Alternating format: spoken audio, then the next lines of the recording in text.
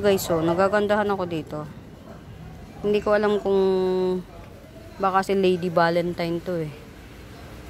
Ewan ko lang o si Eta Rose. Yan, ito yung pinaka yan, matured lip niya.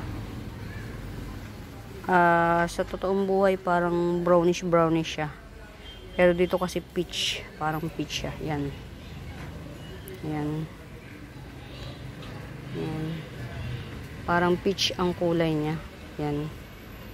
Meron pang maiden fern nakasama ko. Nabuhay siya. Alam nyo guys, hirap na hirap ako magpabuhay dito. Wild lang siya eh. Pero gusto ko tong fern na to. Kaya lang hindi ako makapagpabuhay. Kaya hindi ko na to tinanggal dito. Tong fern na to. Kasi nga nagagandahan ako sa kanya. Hindi ko siya mabuhay kapag yung pipitasin ko pa siya. Tapos ire-repat. Hindi ko siya kayang buhay. So yan. Ayan o. Nag-thrive siya dyan. Ligaw yan na maiden fern. O yan o. Hindi ko alam kung anong ano nito.